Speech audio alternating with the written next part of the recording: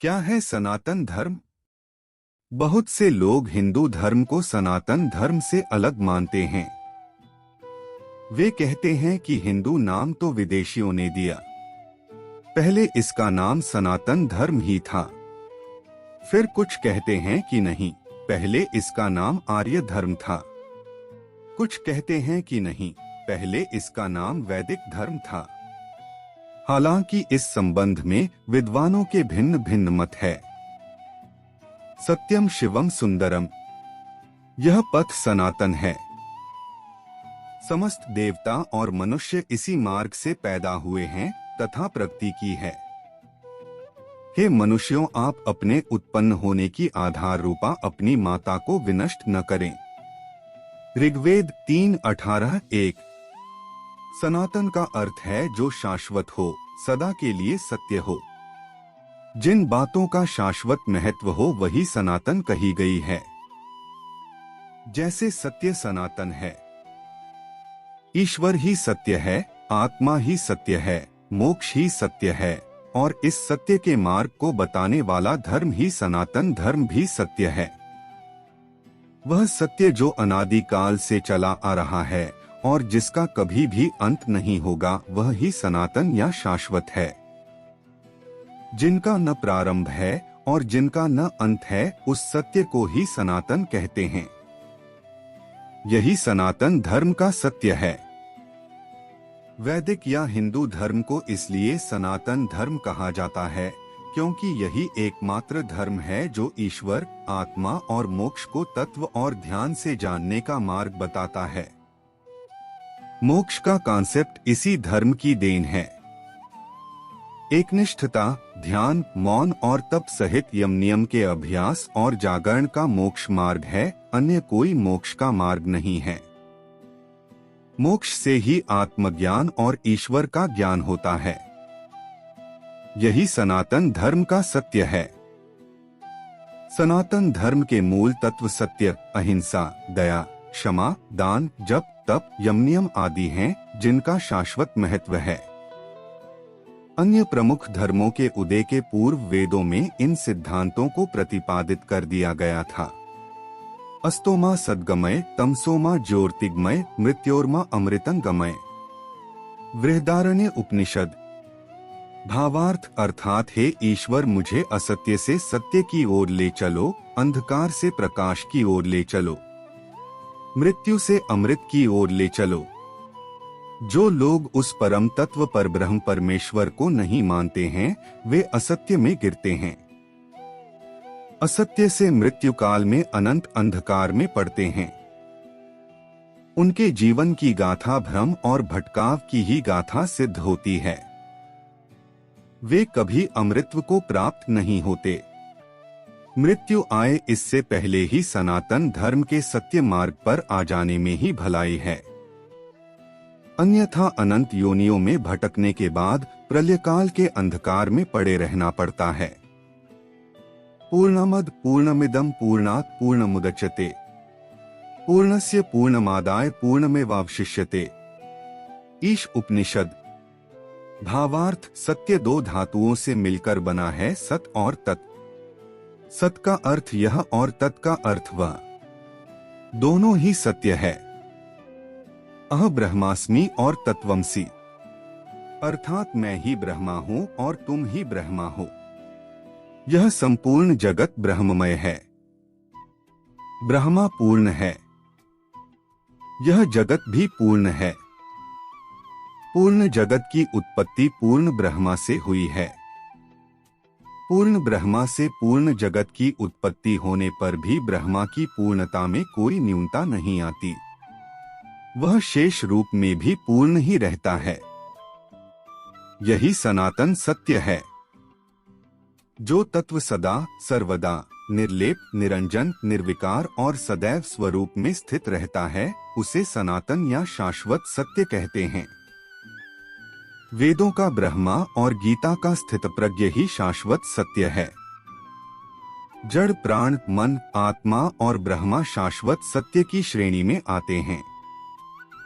सृष्टि व ईश्वर ब्रह्मा अनादि, अनंत, सनातन और सर्वविभु हैं।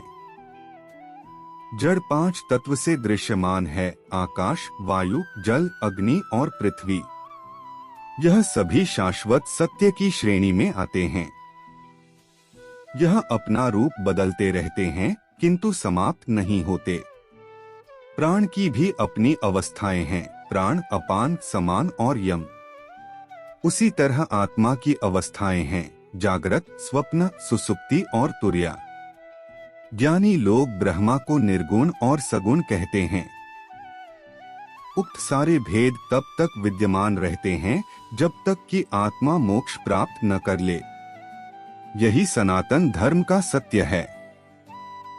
ब्रह्मा महाआकाश है तो आत्मा घटाकाश। आत्मा का मोक्ष परायण हो जाना ही ब्रह्मा में लीन हो जाना है। इसीलिए कहते हैं कि ब्रह्मा सत्य है, जगत मिथ्या, यही सनातन सत्य है। और इस शाश्वत सत्य को जानने या मानने वाला ही सनातनी कहलाता है। हिंदुत्व ईरानी अर्थात पारस्य देश के पारसियों की धर्म पुस्तक अवेस्ता में हिंदू और आर्य शब्द का उल्लेख मिलता है। दूसरी ओर अन्य इतिहासकारों का मानना है कि चीनी यात्री हुए इंसान के समय में हिंदू शब्द की उत्पत्ति इंदु से हुई थी। इंदु शब्द चंद्रमा का पर्यायवाची है। भारतीय ज्योतिषीय गणना का आधार चंद्रमास ही है। अत चीन के लोग भारतीयों को इंतु या हिंदू कहने लगे। कुछ विद्वान कहते हैं कि हिमालय से हिंदू शब्द की उत्पत्ति हुई है। हिंदू कुश पर्वत इसका उदाहरण है। हिंदू शब्द कोई अपभ्रंश शब्द नहीं है, अन्यथा सिंधु नदी को भी हिंदू नहीं कहा जाता। आर्यत्व आर्य समाज के लोग इसे आर्य धर्म कहते हैं, जबकि आर्य किसी जाति या धर्म का नाम न होकर इसका अर्थ सिर्फ श्रेष्ठ ही माना जाता है। अर्थात जो मन, वचन और कर्म से श्रेष्ठ है वही आर्य है। बौद्ध धर्म के 4 आर्य सत्य का अर्थ 4 श्रेष्ठ सत्य ही होता है। बुद्ध कहते हैं कि उक्त श्रेष्ठ व शाश्वत सत्य को जानकर अष्टांगिक मार्ग का अनुसरण करना ही एस धम्मो सनातनो अर्थात इस प्रकार आर्य धर्म का अर्थ श्रेष्ठ समाज का धर्म ही होता है। प्राचीन भारत को आर्यावर्त भी कहा जाता था, जिसका तात्पर्य श्रेष्ठ जनों के निवास की भूमि था। सनातन मार्ग विज्ञान जब प्रत्येक वस्तु, विचार और तत्व का मूल्यांकन करता है तो इस प्रक्रिया में धर्म के अनेक विश्वास और सिद्धांत धराशायी हो जाते हैं। विज्ञान भी सनातन सत्य को पकड़ने में अभी तक कामयाब नहीं हुआ है, किंतु वेदांत में उल्लेखित जिस सनातन सत्य की महिमा का वर्णन किया गया है, विज्ञान धीरे धीरे उससे सहमत होता नजर आ रहा है। हमारे ऋषि मुनियों ने ध्यान और मोक्ष की गहरी अवस्था में ब्रह्मा, ब्रह्मांड और आत्मा के रहस्य को जानकर उसे स्पष्ट तौर पर व्यक्त किया था। वेदों में ही सर्वप्रथम ब्रह्मा और ब्रह्मांड के रहस्य पर से पर्दा हटाकर मोक्ष की धारणा को प्रतिपादित कर उसके महत्व को समझाया गया था। मोक्ष के बगैर आत्मा की कोई गति नहीं, इसीलिए ऋषियों ने मोक्ष के मार्ग को ही सनातन मार्ग माना है। मोक्ष का मार्ग धर्म, अर्थ, काम, मोक्ष में मोक्ष अंतिम लक्ष्य है। यम, नियम, अभ्यास और जागरण से ही मोक्ष मार्ग पुष्ट होता है।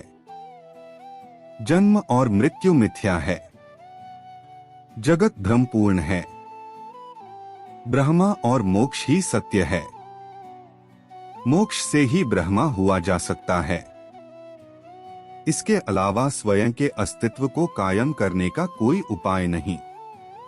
ब्रह्मा के प्रति ही समर्पित रहने वाले को ब्राह्मण और ब्रह्मा को जानने वाले को ब्रह्मर्षि और ब्रह्मा को जानकर ब्रह्ममय हो जाने वाले को ही ब्रह्मलीन कहते हैं। विरोधाभासी नहीं है सनातन धर्म। सनातन धर्म के सत्य को जन्म देने वाले अलग अलग काल में अनेक ऋषि हुए हैं। उक्त ऋषियों को दृष्टा कहा जाता है, अर्थात जिन्होंने सत्य को जैसा देखा वैसा कहा। इसीलिए सभी ऋषियों की बातों में एकरूपता है। जो उक्त ऋषियों की बातों को नहीं समझ पाते वही उसमें भेद करते हैं। भेद भाषाओं में होता है, अनुवादकों में होता है, संस्कृतियों में होता है, परंपराओं में होता है, सिद्धांतों में होता है, लेकिन सत्य में नहीं। वेद कहते हैं ईश्वर अजन्मा है, उसे जन्म लेने की आवश्यकता नहीं, उसने कभी जन्म नहीं लिया और वह कभी जन्म नहीं लेगा। ईश्वर तो एक ही है, लेकिन देवी देवता या भगवान अनेक हैं। उस एक को छोड़कर उक्त अनेक के आधार पर नियम, पूजा, तीर्थ आदि कर्मकांड को सनातन धर्म का अंग नहीं माना जाता। यही सनातन सत्य है। ऐसा ही सुनने के लिए बने रहे हिंदू धर्म की